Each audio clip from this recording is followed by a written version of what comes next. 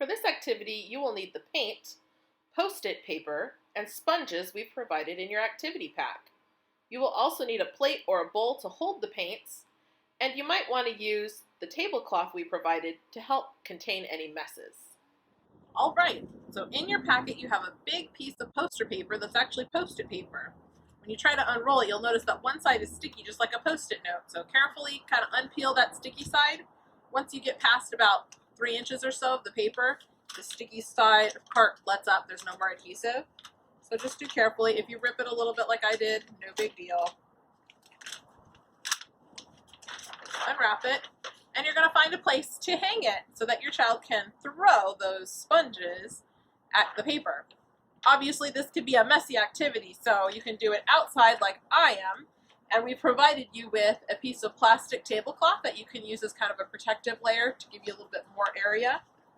Or you can use that plastic underneath your child for them to stand on so they don't drip if they're dripping on an area where you don't want them to drip paint.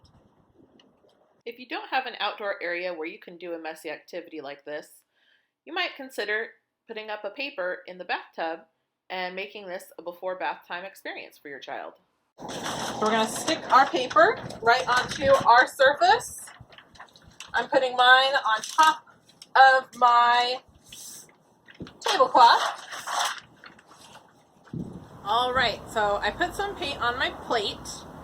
I used water to soften up my sponges. They were hard and dry. I just put them in the water and squeeze them a bit, and they should get soft. I also added a little bit of water to my paints to loosen them up. I'm going to dip my sponge in the paint, and then we'll get throwing.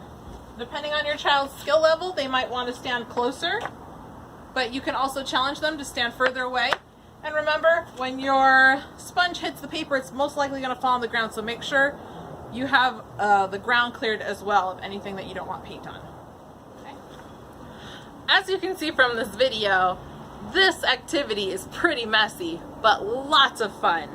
If you can find a place where you can safely make a mess, I highly recommend it. Use your tablecloth to protect your wall or the ground where the sponges might be dropping, or underneath your child so they don't accidentally squeeze the paint out and drop it on the ground. If you can find a safe place to do this activity, you will have loads of fun like I did practicing your gross motor manipulative skills. Until next time.